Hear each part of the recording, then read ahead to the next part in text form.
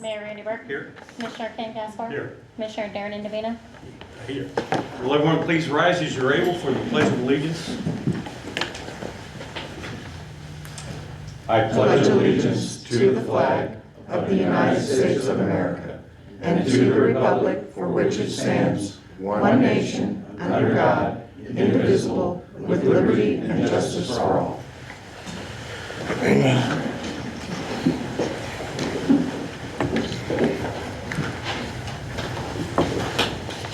Okay, approval of the agenda. Any changes to the agenda? I move that we approve the agenda as presented. Second. All in favor, say aye. Aye. Aye. No. Okay, agenda's approved. Let's move to the consent. Let's do public comments. Anyone would like to make public comments? Any subject? You got 3 minutes, and be respectful.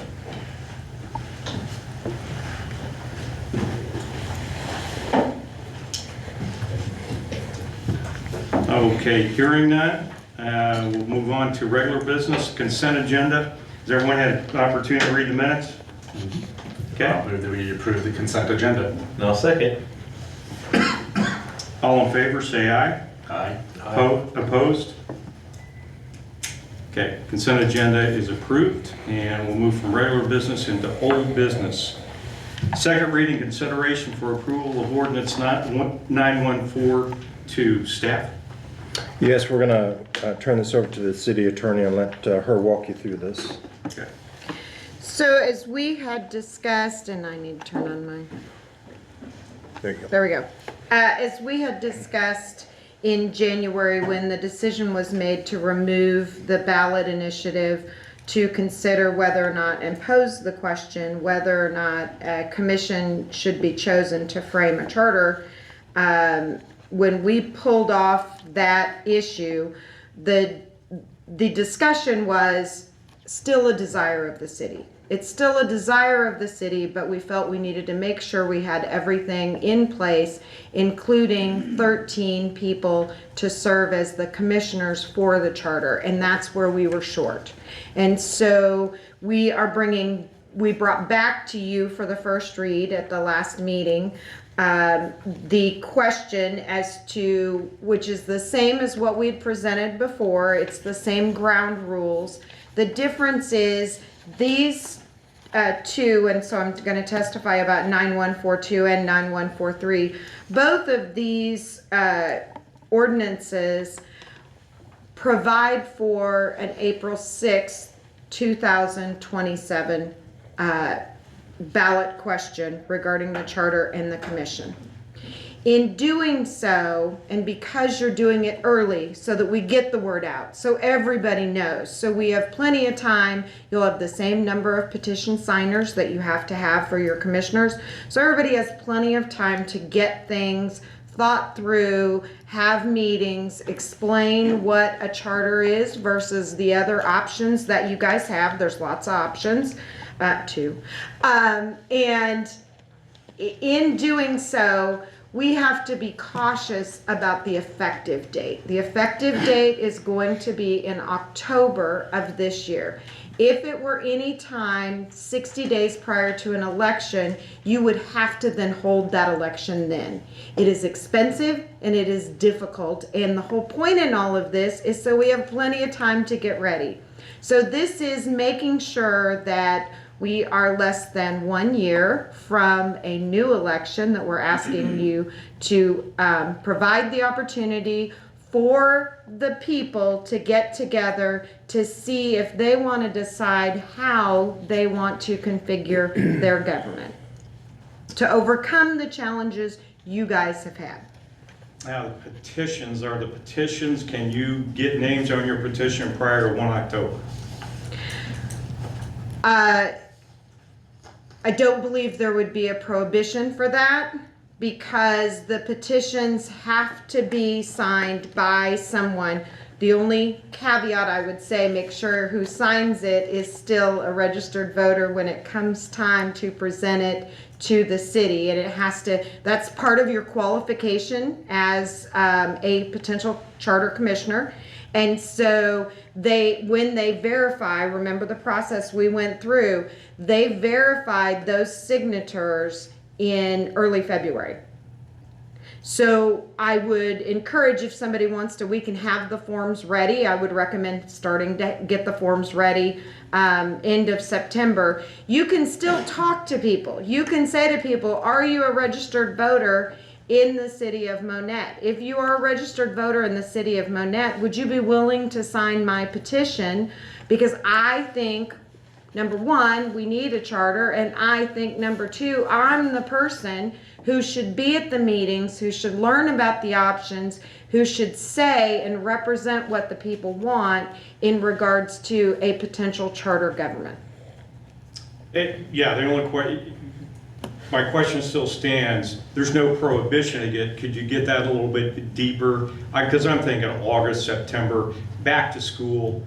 Because we know, and I'm talking to several of the candidates that tried last time, it just wasn't particular if you're working, Christmas, Thanksgiving, and this will give them a little more time after school starts. You know, I'm looking at Labor Day to see if we can do that. If you take a look at that. How many property ordinances? I don't believe there's not case law in it, I can tell you, because I've read every bit of the case law and charter. But there is nothing that prohibits them from nominating you, and that's essentially what they're doing in the petition. They're nominating you as you, the person, as a commissioner, a potential commissioner. And in making that nomination, they have to be a valid registered voter at the time they check the voter registration in February. So, you know, I don't think that's a big lift to say, hey, if you're moving, but I don't want somebody to come back and go, well, Holly said, because they do all the time. Yeah, I don't think it's a big risk. I don't think so, and we can put that warning and concern in that petition, or we can have a front paper. Make sure that if you're signing this, you are going to maintain your residency within the city when this will be verified in February. So we can put some very simple language in there. I do hope that we spend some time with that kind of training, that kind of public meeting understanding, so people understand it. You know, I'm trying to be the cool kid, so I hear there's a petition, so I'm going and getting this. But wait a minute, I don't want to figure out about the government. You don't want that person, right? You want the people to understand what that obligation and what that commitment is. And so I think having those meetings and having that explanation will cover that concern of anybody who starts to get I petition agree. signed. Town halls and petitions. Absolutely. Sometime after Labor Day. Right. I think it's everything back. You know, you got the summer, back to school, and then after the Labor Day weekend would probably be we'd target somewhere for that event in September. Yes, and I would recommend doing two with different kinds of times, because different people run different shifts, Sure. different work times, and different kiddo times, and parent taking care of times, and you know, we all have many people we are supporting. Now, and then after we've got the candidates, that's when we do, in the spring, that's when we do the candidate forums, maybe do another hearing there to educate the public. Yes. What you don't want to do is be in a position, as we are aware, Ozark kind of last minute put theirs in and their option failed. And I do believe Ozark is a very different in kind city. They're a fourth class city. I think there's at least 3 wards. So they're talking about 6 people. Your biggest challenge is your 3. That is the worst part about your governmental setup. It does not lend to the type of working together that should happen in a council, and it makes it very difficult for you guys to crunch it together only in these meetings, and you miss that opportunity to have those lively discussions. Well said. All right, do I have any motions for anything else? I'm sorry, Holly. No. Okay. Have any motions for the second reading of ordinance 9142? I'll move that we have a second reading of bill number 9142. Second. Excuse me. Call the roll. Mayor Randy Burke, Yes. Commissioner Darren Indovina, Aye. Commissioner Ken Gaspar. Aye. Okay, since it's a second reading, we'll be open to public comment. She'll read the Oh, I'm ordinance. sorry. Please do the second reading, title only. An ordinance of the City of Monett, Missouri directing that the question, shall a commission be chosen to frame a charter, and the list of the candidates for that commission be submitted to the voters to provide for the initiation of the process to explore whether Monett should become a constitutional charter city, and directing that the question, shall a commission be chosen to frame a charter, and the list of candidates for that commission be placed on the ballot for the local election in April of 2027 to the qualified voters within the City of Monett, Berry, and Lawrence County, Missouri. Okay, any public comments on ordinance 9142, charter government? Okay, any discussion on the commission, council? We've been working this since last July. I think we're, I'll move that we approve bill number 9142. Second. call the roll. Mayor Randy Burke, Yes. Commissioner Kenny Gaspar, Aye. Commissioner Darren DeVina, Aye. Okay, second reading, consideration for approval of ordinance 9143. I move that we have a second reading for bill number 9143. Yeah. Second. Call the roll. Mayor Randy Burke, Yes. Commissioner Darren DeVina, Aye. Commissioner Kenny Gaspar. Aye. I don't think staff has any comments about this. I think we understand the process. It's 13 commissioners that we've gone through. We have one correction that I believe you're I'll gonna make a make. motion to amend for that correction. Whereas the city recognizes the need to set rules and regulations for the election, it states here April 7th, 2026. It is actual April 6th, 2027, to include the dates for filing for the candidacy of petition by commissioners for the charter. And continue. And there's two, yeah. And section 1, the annual city election shall be held on April 6th, 2027, as described in your packet tonight. The change is provided by the Missouri Revised Statutes with polling places, judges, and clerks, as may be provided by the county clerks, as the same now set forth by the Missouri Revised Statutes. I don't know if you moved to do that. If so, I will second. I did, I made a motion to amend. Okay, call the roll. Mayor Randy Burke, Yes. Commissioner Kenny Gaspar. Aye. Commissioner Darren DeVina, Aye. Now we need to, clerk needs to read the ordinance. Please read the ordinance, title only, please. An ordinance of the Monett City Council calling for the election in the City of Monett, Missouri on April 6, 2027, providing for submission of the question, shall a commission be chosen to frame a charter, and if passed, elect 13 commissioners for the Charter Commission, setting forth for the rules and timing of the filing for the election of charter commissioners, designating a time of the holding said election, prescribing the information from the ballot to be used, and authorizing the city clerk to give such information and notice of said election to the county clerks of Berry and Lawrence counties. Okay, public comments on this one. Hearing none, is any comments by the commission? None. I don't have any comments about the bill itself, but just a recommendation on the future creation of petition form.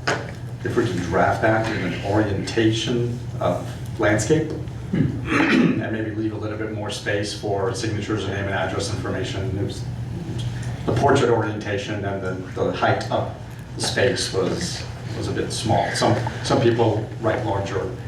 So. Totally fair. I'm one of those. So you prefer to have it in a landscape? Correct. Do you want multiple columns for the signatures? No, it'd be one row per signature. Okay. Yes, and we can get that out for your review individually, Sure. so everybody can think about that, but thank you, yes. Yeah. There's quite a few you have to get. You gotta get 68, Yes. Yeah. so. Okay, so I will move that we approve Bill 9143. Second. Call the roll. Excuse me. Mayor Randy Burke, Yes. Commissioner Darren DeVina, Aye. Commissioner Kenny Gaspar. Aye.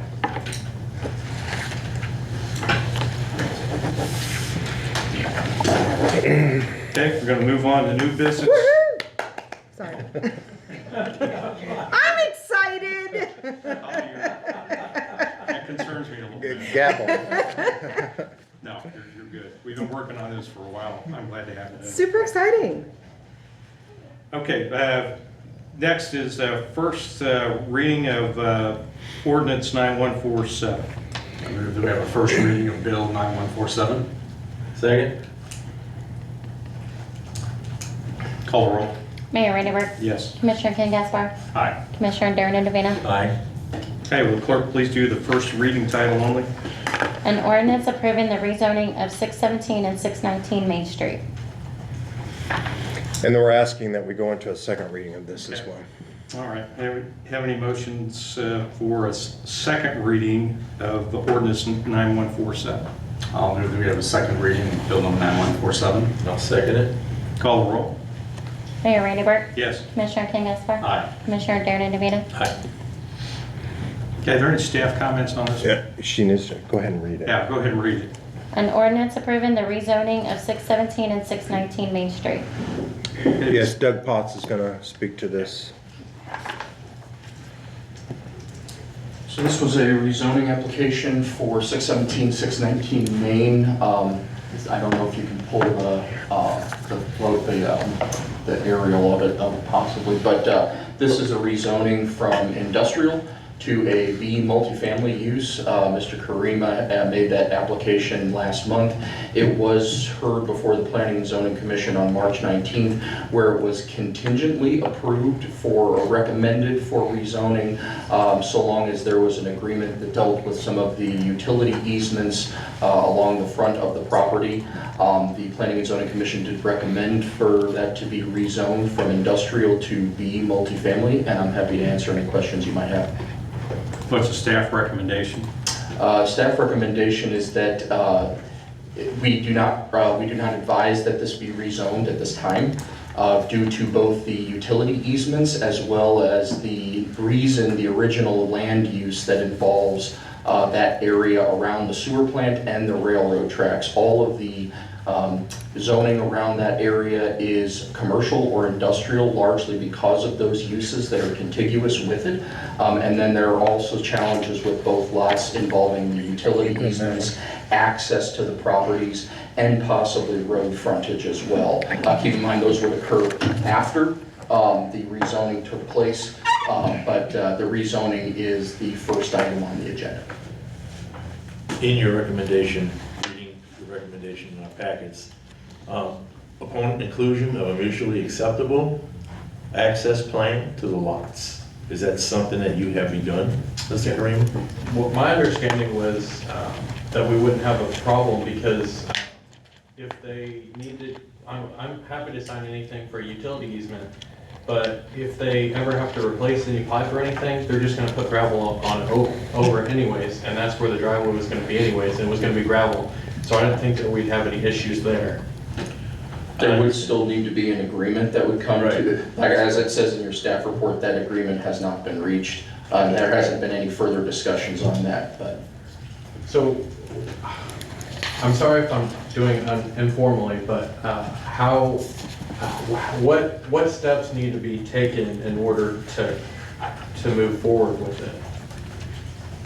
Because based on our last discussion, I thought it was gonna be approved, and now it's not, so I just wanna know what my next steps are. So that's not been decided yet. The council. That's what we're will gonna decide- decide right now. The council will decide that, but the thing that would need to take place in order for the use of the property would need to be, it has to be approved for rezoning to be multifamily. So I think what Mr. Karima is asking is the last time this was discussed, that was with the Planning and Zoning Commission. And their approval, then the process is that it comes to council for final approval. Okay. So council is the one that has the ultimate decision. Okay. So P and Z is Recommendation. just going through their steps. Yep. Recommending. Yeah, what happened, we had the discussion at the working session, and there was some new information, all of them which Doug has mentioned. I went and looked at the lot myself, and so that's where the new information is. Any other? Yeah, did P and Z deem this to be a buildable lot? I believe P and Z deemed it to be buildable with the stipulations as outlined in the staff report, as long as there was an agreement in place. That was my understanding. So that's an 8-inch sewer line that goes across the lot. It correct? cuts in front, a sewer line and a water line that cuts in front of the property would limit access to effectively what realistically is the back 2/3 of both lots. Due to the topography, really fundamentally only about 1/3 of that lot is really buildable, and it drops off quite significantly in the back. And the intent was for a multifamily dwelling, I believe so. and it would fit within our zoning requirements as far as frontage and setbacks and such?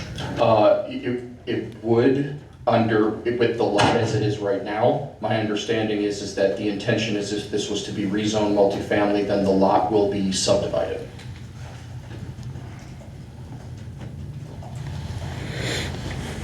So are you saying that the water is behind the sewer line? So I don't know I can't transpose which one is the water line and which one is the sewer. All I know is that they both run effectively across the front of the property. From the image that's in our packet, it looks like the water line may be right along the frontage of the property along the street, but I don't know if it's the same thing that I'm looking at. In the south side. But the sewer line is definitely transverses the fall line. So from our last discussion, what was discovered since then that would change anything? I'm assuming the location of the underground infrastructure and setback that you. Meaning why are we discussing it here? Well, I guess why, because it sounded like in the last meeting, everything was gonna go through, and then there's no new information, because we knew all this information going forward, so why is it being challenged, I guess? It's not a challenge. Well, this is just the process. Oh, So the okay. first Okay, process I'm that goes sorry. through, that's okay. First process that goes through P&Z. Yeah. And if there's anything that they saw that would negate its passage, they would stop it at their meeting. Okay. They didn't see anything. Now we have our turn to be able to review it. I know Okay. two of the members of the council Yeah, I'm sit on the sorry. P&Z. I'm the only one that's unaware of the discussion that took place at P&Z. Okay. So my questions are Yeah, it was, maybe repetitive from the P&Z meeting, but I wasn't there. Okay, I'm sorry. yeah, there was an inconsistency in the zoning, and when I went out there and I looked at it, it made me have a better appreciation for the topography. It looks like we were gonna make some exceptions here. I didn't want to do that. I want to do everything the same for everyone. So that, I changed my mind based on our discussion at the city council meeting with more information, so. Do you have any further questions? So the other properties, I don't believe, they said do, sorry.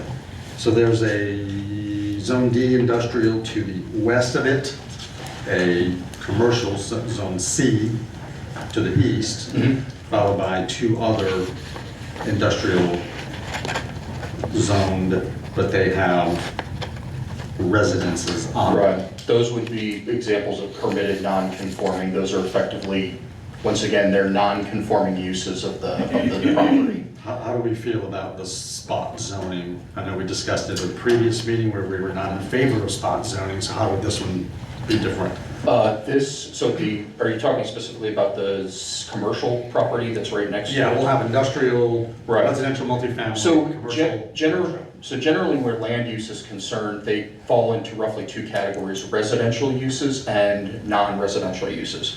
Industrial and commercial uses would be considered part of the non-residential uses. So rezoning from industrial to commercial, especially considering that the individual who's using this property currently that was rezoned in 2025 to commercial is using it for a commercial purpose. So generally, that would be considered not necessarily spot zoning. It's simply zoning the property to more conform correctly to what it is currently being used as right now. So because industrial and commercial property are non-residential, that's considered to be more feasible, whereas this would be actually zoning from industrial to an entirely different use, which is residential. It also, one other thing too, is it does create some precedents. If this was to be rezoned from industrial to be multifamily, there are numerous industrially zoned properties around the railroad tracks and the sewer plant that would then, there would be precedence for the rezoning applications of those from industrial to be multifamily as well. Okay. Playing devil's advocate, I'm sorry, I have a couple more questions. Playing devil's advocate, what if this were not to be passed by the council? What recourse does the property owner have at that point? There could be a reapplication for rezoning to a different classification, so not be multifamily. There would be, considering the property next door, there would be the possibility to rezone it to C. I do believe that we allow multifamily building in C, commercial. The issue that doesn't unfortunately get rid of the issues of the utility, the prescriptive easements that run in front of the property, the buildable nature of the lot itself. So some of those challenges would still remain, and any of those buildings would still need to be built according to the city's 2018 IBC building code. Does that give you enough room, if you looked at the south side of the sewer and water lines, to build with setbacks for the structures that you present? You have that. At least the new build, and then, I mean, I know I have a little bit of challenges getting the, I don't know, like, basically the other building was gonna be a duplex. And I know that was gonna be a challenge to do, but, I was pretty confident going forward that we'd be able to do the new build on the other part of the property. Understood, okay. And as you mentioned, gravel, never a concrete driveway nor sidewalk, ever? You mean, to understand it that way? That's what we were told, that we wouldn't be able to do a concrete driveway. Not without a easement indemnification and encroachment agreement. Yeah, because gravel driveways are not part of our code, correct? I don't think that they're part of the code in the sense that they're not otherwise prohibited in certain areas. I thought They're not permitted. no, I believe that there are gravel driveways in Monett that are permitted. I'm not certain of where, specifically what parts of the city and where they are zoned that they are allowed. You believe, just for clarification, you believe that your code specifically calls out a right to use a gravel driveway, or the use of a gravel driveway is a legal non-conforming use until you either abandon that use or upgrade it, in which case you must then comply with the code? Yes. Okay, so that's different. Do we see the fine difference? So if I have a lot that's vacant and I have a gravel driveway, I can come and go from that. But now I want to build on it. I don't care if it's residential or commercial or industrial. Once I build on it, that plan would require me to upgrade that to current code. And I would lose that legal non-conforming use. But if I continue the use as the vacant lot, I can still continue the use regarding the gravel driveway. Commonly, though, we don't like things built over top of our public sidewalk because that's expensive.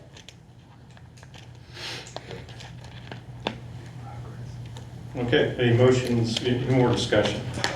Okay, one thing I want to bring up is, what if, instead of having to build, needing the drive to it, what if they parked along the road? Because there's a spot that wouldn't be in the way of the sewer line.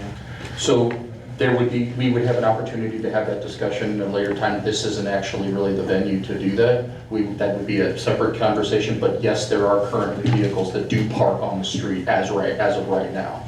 But when we first discussed the whole reasoning behind the idea of it having an access plan, the reason that Kali just elucidated, the fact that nothing else could be done in order to access the property that you're looking to build, the only thing that you would be able to do would be to have somebody park on the street, and then they would have to effectively walk over unprepared ground or gravel. You couldn't do anything to it to reach their residence.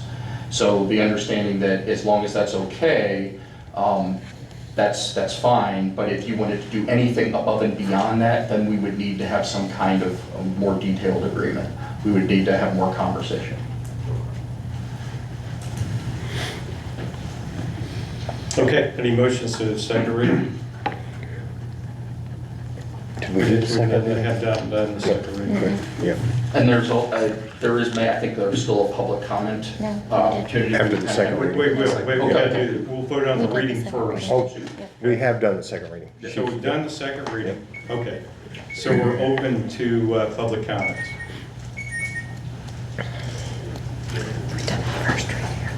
We did both of them, yeah. Okay? Yep. Any more comments from the commission? No, All right. So we're ready for a motion to approve. I just don't know. Yeah, that's what that is. All right, so we've done the second reading. Do I have any motions on ordinance 9147? I would like to remind the council that they always have the opportunity, even at this point, to make a motion to postpone if there's more information that's necessary. Yeah. You can postpone to a date certain. And I don't know when you guys are adjourning Senadius, I'd just be cautious about that. Because you can't carry it over into the next fiscal. Well, It's do we want legislative. to send this back to planning and zoning and our economic development department for future conversation and planning? Instead of making the Send motion? it I back, would, right? I would prefer, yeah.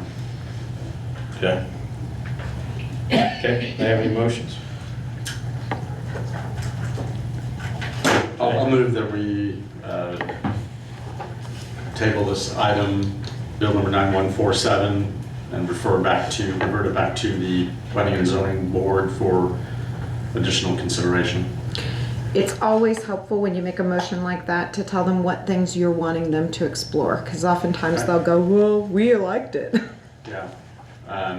Well, my comments there is I was not in the room. I don't know what questions were asked. I don't know what answers were provided. And when I first saw this item, I had hoped that P&Z had asked certain questions that would not have been asked today. Especially the recourse item that I asked. So what I would do, and when reverting back to P&Z in my motion, is I would like for them to work with the property owner to determine if there's other solutions that can be devised, just so that the petition as requested is not denied. If there is another option available, because, and this is a long motion, I guess, but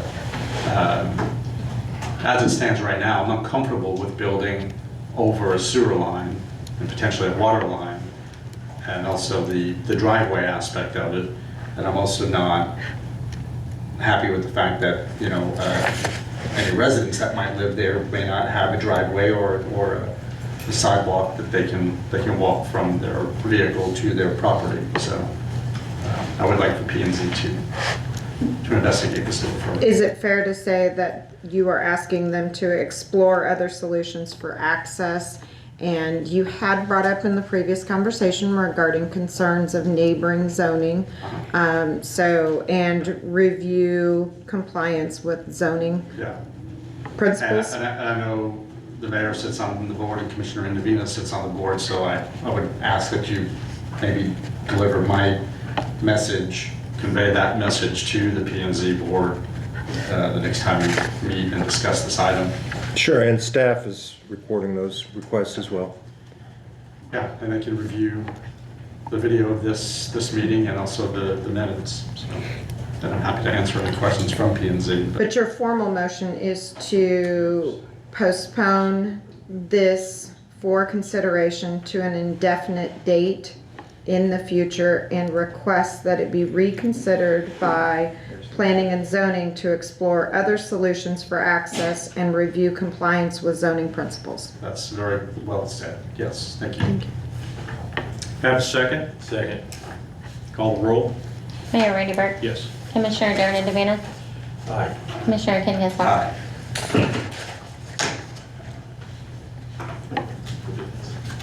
Okay, first reading consideration for ordinance 9149. Staff? Okay, Holly.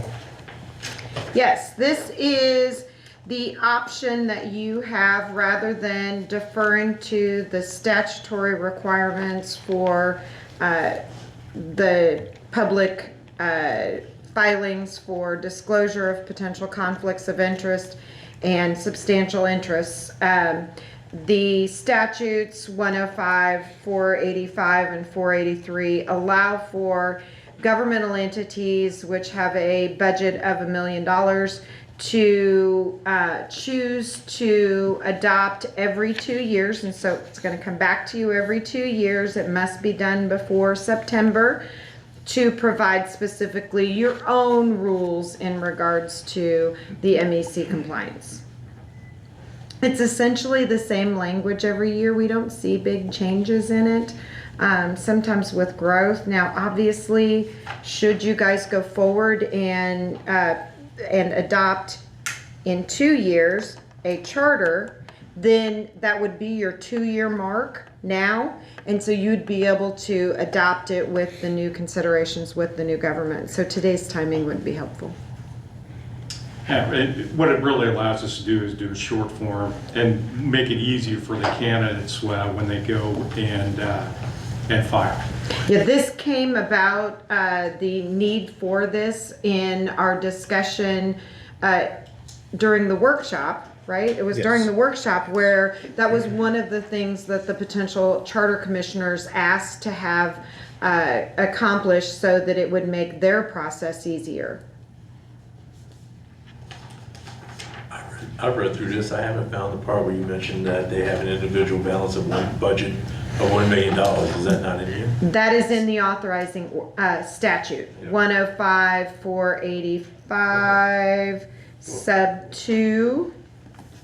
So I got it on 2 different phones, so I have it. This is just outlining our policy. Yes, There. within but our- your ability to do that is pursuant to 105, 485, sub 2.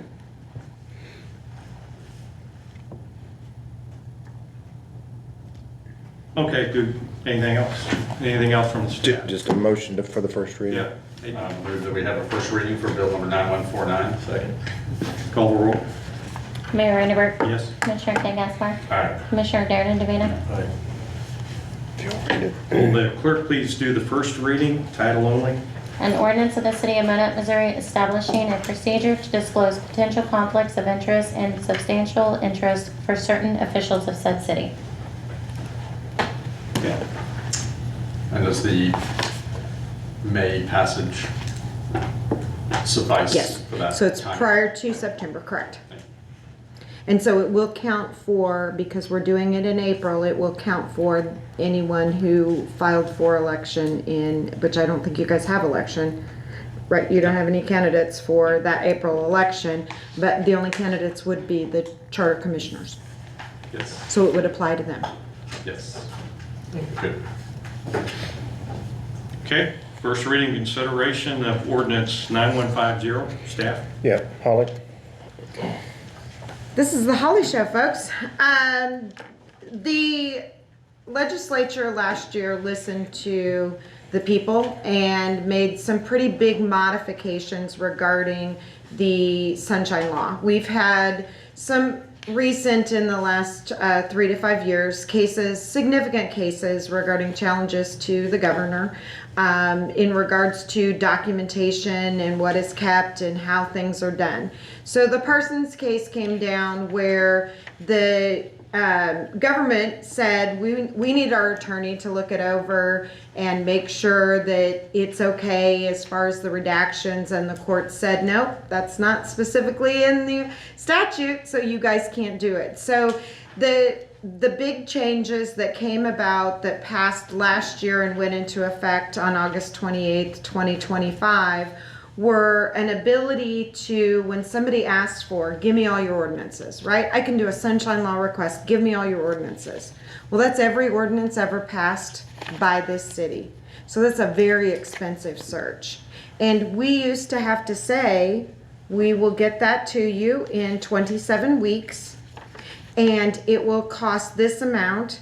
And the courts had already made a determination that you couldn't ask for those fees up front, only the copies.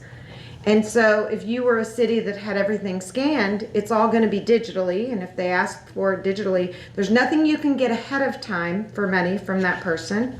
You then find all these ordinances that apply. You tell them it's ready for you to pick up on that 27th week. And they go, you know what? Never mind. I don't need it. Right? So you've wasted all of that time and all of those resources. And the courts, or the legislature said this is ridiculous. We do want transparency. We want to make documents available, but we've got to balance the cost that it is. That's a rising cost to all cities. And so they said, we can estimate now how much the cost will be to find the documents that you need in those 23 weeks and require prepayment of it. Also, it allows for what many cities are already doing, which is I get your email asking me to provide every document the city has ever created regarding the word Denver. That's my dog's name, so that's why I'm using it. It's not the city. And so rather than having to do all that work, which is immense, right? Every piece of paper, think every document, digital, not, that has the word Denver in, that's a big lift. But now we can give a clarification, and we can say, I need to clarify. Are you wanting to limit this in time? And in asking for that clarification, I now can push pause on my time it will take me to get it done. So it allows for an opportunity for clarification. It also allows for an opportunity, because a lot of times there are many organizations that get people who ask a lot of questions and then never pick up their requests. And so it is on hold until, and not forever anymore, they gave an expiration. If the expectation is the cost would be $1,000, you have 150 days. Otherwise, it's deemed abandoned on the 151st day. It's 90 days when it's less than 1,000. So it allows more communication between you and the requester to reasonably get the information they want without overburdening and stuff they don't want and they don't want to pay for. So it opened up a lot of opportunities for that. They also added about 5 provisions, which are really interesting. The gamut that they passed in 610-021, that's your ability to close. And in what you see in front of you, you are saying tonight that we are going to close all records pursuant to 610-021. You can at any point in time choose, unless it's required otherwise by law, to open any record later on. But you're starting with it's closed. So you don't have to be asked every time whether or not you're considering it closed. So you are adopting that all of the ones that have been passed by the legislature are starting off as being closed. Those items they added in are rare species of plants. That one's a little weird. But it is protecting parks. We have had there. In some areas, Missouri's a park city, right? Or park state. And because we're a park state, private entities compete with, and some nonprofits, compete with city parks. Because city parks now aren't just the little playground with the swing and the slide. We now have the tennis courts that you reserve. We now have the paddleball. So we've got all of these other things that can kind of compete with other entities. So what they have been doing is requesting all your guest lists. I don't have to hire somebody in marketing to tell me what market. I'm just going to do a sunshine request and you're going to give me all your mailers. And now I've got all of your customers. And customers didn't like that. And so now you don't get that. You can get the zip code, but you're not getting that customer share. Now, if I need it for a different reason, there are other ways that you can get those things and make those requests, but it's not requiring it from the get-go. A really important one that, we made changes this last couple of years to make case and court records readily available to the general person. And in doing that, we had to create redaction rules. And in doing these redaction rules, we realized there's a lot of information about children that we have out there, including if I am a pedophile and a registered sex offender. I am not. If I were, I can request of your Monett Parks Department every 5 and 6 year old boy who's on your soccer team and their address. Does that disturb you? That was an open record. So they changed that. So those are some really big important closures that they provided for us that needed to happen. And so you're adopting those. So you're saying we agree with what the legislature has said should be closed. If somebody comes to you and says, but I need this, you can go, okay, we're going to vote and it's going to be open. So it's not taking anything from anyone in a particular situation, but what it doesn't do is make the pedophile who asked for it, oh, you guys didn't adopt that, so now I get it.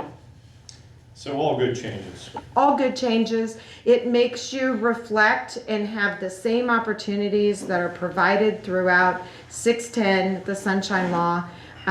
You are not given any additional protections. It does make it clear where you post, so everybody knows by your ordinance, here's the one place, right? So the electronics go down, because that happens every once in a while. Yes. That's a giggle time. So they know where to go see a posting. And that's important. Some people don't know. You guys have a city hall and you have an annex. Where do I go? I can go look in your ordinances. So thank you for all that. Way more than what you expected. No, not me. I'll move to waive the first reading for bill number 9150. I'll second. Call the roll. Mayor Raineyberg, Yes. Commissioner King Gaspar, Aye. Commissioner Darren Andavina. Aye. May I make comment? It's just the first reading, so, But well, I'll just say I do have some questions on some things to point out in the content of that bill that I'm going to be looking for. so it sounds like, yes, the commission wants to do that, so yes. Okay. Is this only for open meetings and records policy for the purpose of updating the code to reflect these changes? Is that all we're approving? Okay, I got a first, I got a motion and a second. Yeah, the commissioner had some questions. Yeah, so my reputation is somewhat of a wordsmither. I have numerous revisions to this that I would like to propose. Can we just submit those to the clerk? That's what I'm asking. Okay, yeah, if you can just submit those to the clerk, then we'll get them to the city How attorney. does that affect this first reading that we're doing? We would do an amendment, and as long as we have that amendment prepared ahead of time and it's in paper, then you would just at the next meeting make a motion to approve the amended version, and you can even call it bill number 9150A, so that everybody knows it's the amended one, and once that's approved, then that's the new area of discussion for the second reading. Okay, and I would imagine that the council, it would behoove the council to receive these amendments in advance so that they had input Yes. into the amendments. Yes. Okay. I'll have those this weekend. Okay. We still need to do the first reading. Yeah.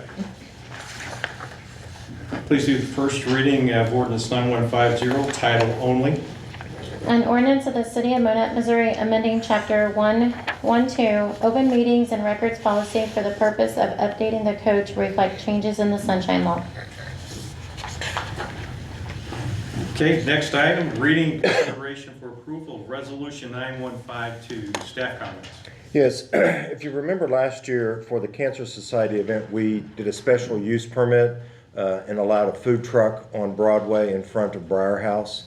This is another event that we really don't have a parade permit. We don't have any kind of special use permit. Well, we can designate one, but we don't have a permit for a 5K. We don't have a permit for street closure. So this is a special use permit for the Campfire Classic event, which is a 5K and fun run. In your packet is the route. The route has been reviewed by the police department, fire department. Police department actually has great input in how we can do this and manage the crossroads, and so they're very aware of all that. This event's on May 2nd, and really the resolution lines out what the volunteers need to do to help close the roads, help notify the residents along that road, and then make sure the roads don't stay closed for an extended period of time. This is on a Saturday? Yes, May 2nd. Okay, first on front. Is it that? Is that the It's the night before. First on so front first is, on front's the night before. Yep. This is, yep. so get hungover, run a 5K. Probably the only thing, Mayor, that's not really a concern, but that May 2nd is also the citywide Yeah. garage sale. So, but typically 5Ks can get done in 45 minutes or Yeah, so. I think it's only at Yep. 9 o'clock in the morning, right? So the volunteers plan to, will close the roads, but as soon as the runners pass by, we're gonna open up the roads, or they will open up the roads. All right. So that was my major concern, because it's going to be crossing Kyler 13. And that's one of the major roads in the city, and the truck route. So it is going to be that the police will stop traffic as runners are crossing Kyler, that intersection, Yes. and then allow traffic to open Yeah. up Is again. George here? Yes. Yeah. Can you come up and speak to what you've got planned? And while he's coming up, I want to say both of our public safety departments appreciate their help on this event. Yes, typically the plan on these escorts is we have a lead car, follow car, and then we manage the intersections as the main individual and runner group go through, and then we do traffic control temporarily, just like we would with any other intersection with accidents or any other bypasses. Okay. So it is managed, the major intersections will be managed by volunteers and by actual sworn staff members. Okay, good. And that's, I mean, there's a lot of, along Broadway, there's a lot of commercial and some residential inhabitants there, and I saw that there was gonna be notification to all along the route, looks like a week or two prior to the event, notifying them. That's their responsibility. Right, but just so that they're aware, so is it, do we know how that notification is being handled? It'll be a door hanger, so that's what we've typically done. We being, when I've done these in the past, it's a paper notification that has to be hung on doors. Okay. And that would be by the event Yes. personnel, not by the city staff. Yeah, just so that those, especially the residents, as you know, the commercial entities, that's an easier conversation to have. But the residential areas along Broadway, you know, if for some reason someone's at home or for an extended period of time, or they don't use their front door much, you know, things like that. So just making sure that the citizens are aware that they won't have access to their front yard. And that's very temporary, it's just only during Yeah. the time of the event, Yeah, it'll be yeah. very short term. Because it stated 8 to 10, right? 8 a.m. closure. Mm-hmm. The event's at 9. The event's at 9, yeah. And it won't last till 10. It'll be shorter than that. 5K, yeah. Yeah. Very good. Do you have any motions on Resolution 9152? I'll move that we approve bill number 9152. I'll second it. Call roll. Mayor Randberg, Yes. Commissioner Ken Gaspar, Aye. Commissioner Darren Davina. Aye. Okay, reading consideration for approval of Resolution 9153. Staff comments? Yeah, there's an annual event that's hosted by the Southwest Missouri Wild Game Feed. They do a fishing tournament in our South Park pond. They've actually stocked that pond for the tournament. Every year they've brought in a temporary dock, or a dock that's been placed there by Easy Dock. In the past, it's been asked that they can, or they'll been allowed to put it in, but they have to take it back out. So Easy Dock approached the city. They'd like to donate the dock to the city for a permanent dock within the pond. The park superintendent has looked at this and considered this. He's recommending that we move forward, so is the city staff. So if council approves this donation, mid-May it will be installed, and once it's installed, then it becomes city property and city maintenance with the park department. I think it'll be a good feature for our park. Who's doing the installation? Easy Dock. Okay, so, which they don't all the time. Yep. And they're putting it in the same place that it normally is? Is it Yes, different? Okay. right there on the north side of the pond. Okay. Yeah, it allows for parking. There's a parking area right there, and it's easy access. Okay, any other, Move that we have first reading of Bill number 9153. that's a resolution. It is a It resolution. is a resolution. Yeah. Forgive me. I move that we approve Bill number 9153. Second. Call the roll. Mayor Rainey Burke, Yes. Commissioner Darren Davina, Aye. Commissioner King Gaspar. Aye.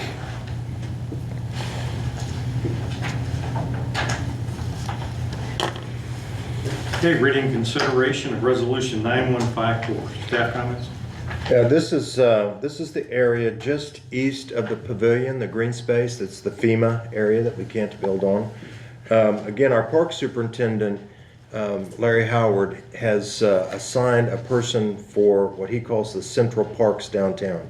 So he's already working on this green space to make sure that it's overseeded and it turns into a nicer green space. With the dog park going downtown, Freedom Silo, the completion. So the recommendation of staff is that we take this green space and name it, and we would name it Freedom Park. The local VFW is interested in putting a marker out there for us.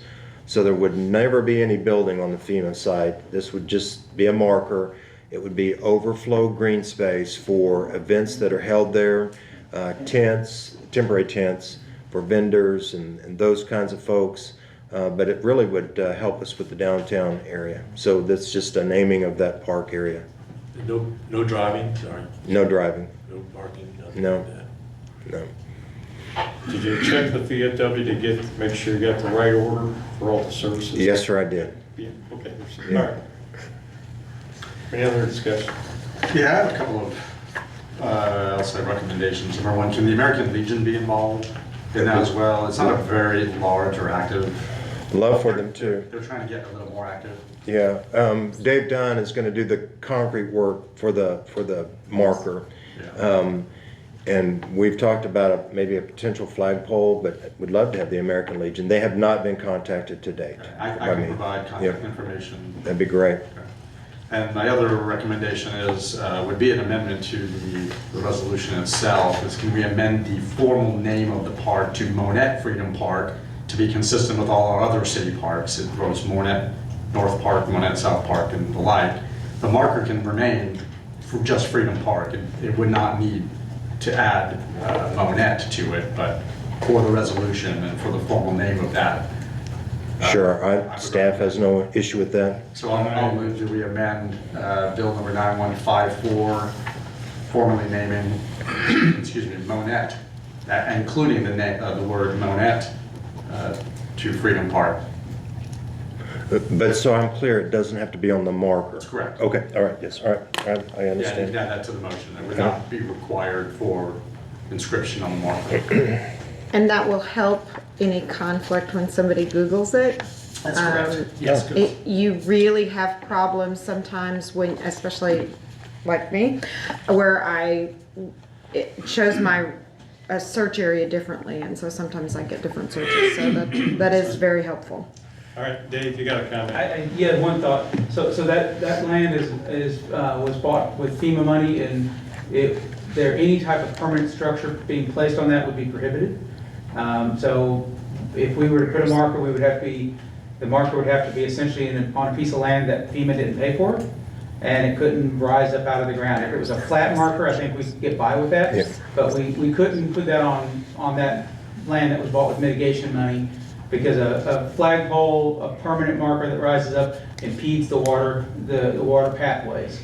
There's an appeal process for exceptions, and so we're going to work with the attorney to do that before we move forward, Yeah, this resolution is to just so we can. establish the park. Yeah. It is not, and forgive me, I Yeah. don't have it pulled up, but it doesn't say anything about the marker. No, you're Right, already we're bound naming the park. by that. Yeah. Yeah. Okay, so I do have a motion on the floor to amend the formal name of the park, adding the word Monett to Freedom Park. So, Okay, I'm gonna second that. Call the roll. Mayor Raineyberg, Yes. Commissioner Darren Davina, Aye. Commissioner Ken Gaspar. aye. Now, move that we approve bill number 954. As amended. As amended. Might need a new prescription to my glasses. So that was an motion. He already amended it. Okay, okay. all right. He moved to, with the amendment, because it's not an ordinance, it's Yeah, a second. deal. Second? I need a second, second. Okay, call the roll. Mayor Raineyberg, Yes. Commissioner Ken Gaspar, Aye. Commissioner Darren Davina. Aye. Okay, informational.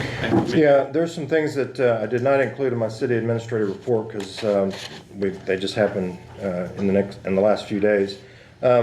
I was able to tour the Amazon facility this week, and so quite impressive. Looks like the target date is April 24th to turn it over to Amazon for the filling of the shelves and all of that. So an Amazon crew will come in to begin to do the interior work. We were able to, the fire department was using a house located at Chapel in Wellington for training. If you drove by there, they were cutting holes in the roof and all that. So they actually, part of the contract, part of the agreement with the landowner was that we would burn it. And so they burned it this week about 2 o'clock in the morning, one morning. So it's down. It's on the responsibility of the landowner now to clean up the rest of it.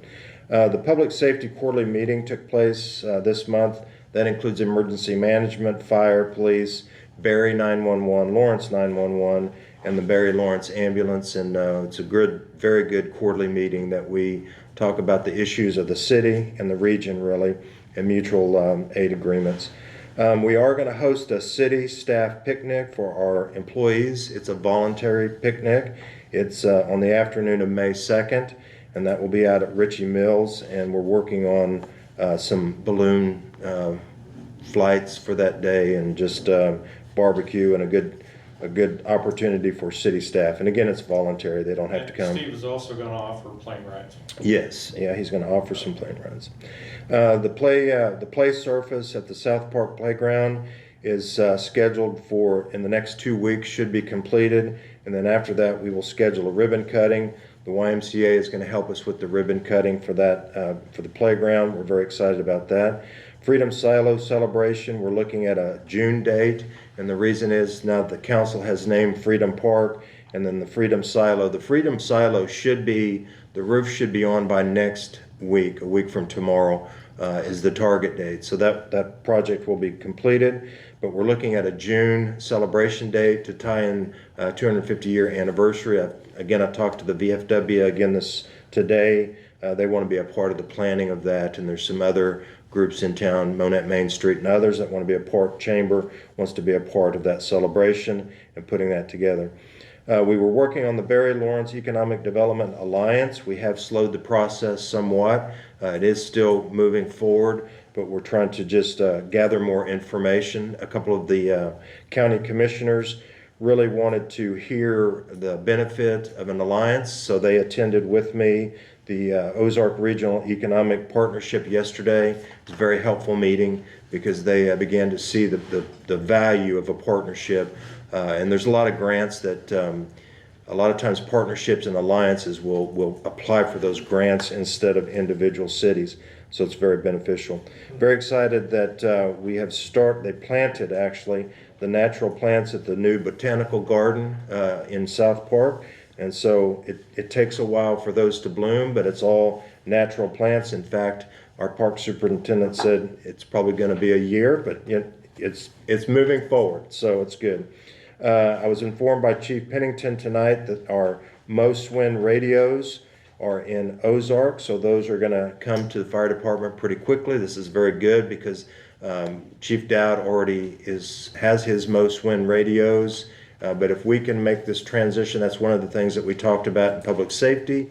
If the fire department, police department can make that transition at the same time, then they can all talk to one another and have public safety even more.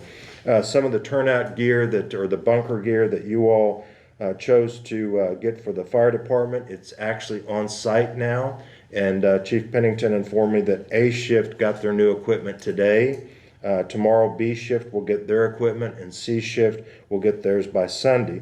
So, Council, thank you very much, because this is a very positive move forward for our fire department, and I know they're very appreciative. The mayor and I visited today with the Chamber of Commerce interim executive director. She had reached out to us and asked us if we could come down, and so the mayor and I went down and spent probably 30-40 minutes with her and walked through some things there. And then Monett Care, it's a group here in town, but they are going to take on the community garden. They're going to clean up the community garden as part of Earth Day on April 22nd. Bailey reached out to me today, and so... This is the one in the South Park? No, this is the one by the Justice Center. Oh, okay. It's been idle for a few years. Okay. And this is a Monett Cares group that's just now forming. And so they're going to look at the site on Monday, but they're already advertising to do the work on April 22nd. So those are, yeah. They have connected with Larry to assist Yes. with Mechanical Garden as well. Yeah, Larry's going to show it to them on Monday, and then he'll be there on the 22nd. So, Larry's got the green thumb. yep, Yeah, he does. Yeah. What else? Anything that's else? it. Thank you. All right, next work. Our finance director's on vacation. We do not have anything other than what was allowed in the packet for the month, for the financials. So I don't have anything else prepared until next week. Okay. All right, anything else on informational items? Next work session will be April 23. Council comments? Oh, I'm doing informational items. And then we'll go to council comments. Next city council work session is April 23rd on 2026, 9:30, right here in this room. And our next regular city council meeting will be May the 14th, 6 p.m. here in this room. Council comments. Anything? Did you have anything? No, sir. I have a few. Status on the animal control officer. Yes, we've done several interviews. George, you want to speak to that? Yes, sir. We're making progress on that, and I do believe we will have a part-time person employed next week. That person is scheduled to be full-time in October. So we're making progress on that. Hopefully by next Friday, we should be implemented. Yeah, very good, thank you. Mickey, in your report, I noticed you had a weekly meeting regarding Central Avenue. Is there a report that comes out of that can be shared? It's really a touch base. It's with John, the designer from what used to be Trans Systems. I don't Yeah. know. And honestly, Commissioner, it's about a 5-minute touch base because there's really not anything other than what you all were presented at the work session. In fact, we canceled it for today. Okay. Yeah. And I'll look over your shoulder again. If you don't mind, I'll look to the chief again. Yep. Any leads on the South Park vandalism? Do we have? We're working on it. We did identify some other vandalism that occurred in the city, but we don't know that that's related yet. We're still working that lead. Okay, yeah, it's very unfortunate. My last question is about the financial audit, just to follow up. I know we mentioned that we're going to get some,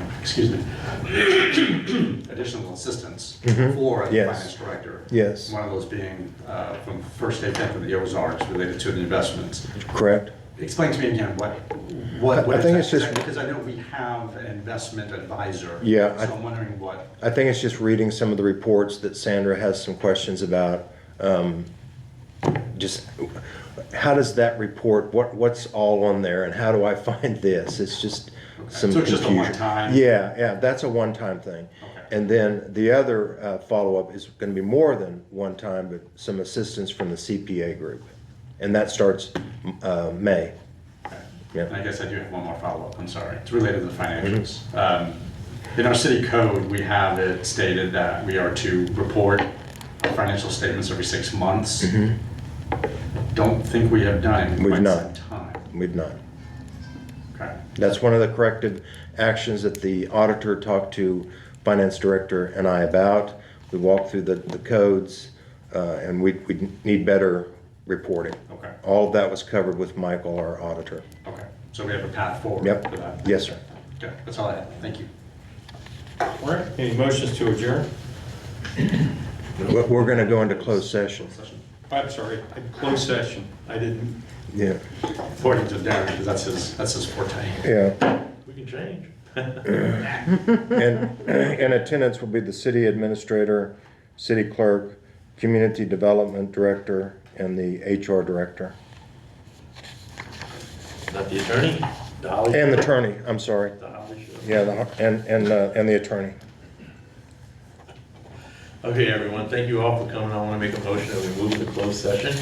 We will convene in the closed session pursuant to our section 610.021, Missouri State Statute subsection 1, 2, and 3 to discuss legal matters, real estate, and personal matters, and city administrator, city clerk, community development, HR, and our city attorney are attendees. Doug Potts, right? Mm-hmm. Okay. Anything else we're including there? All right. Have a second? Oh, second. Sorry. Okay, call roll. Mayor Rita Yes. Commissioner Ken Gaspar, Aye. Commissioner Darren Davina, Aye. And this is just FYI. Yes, what that is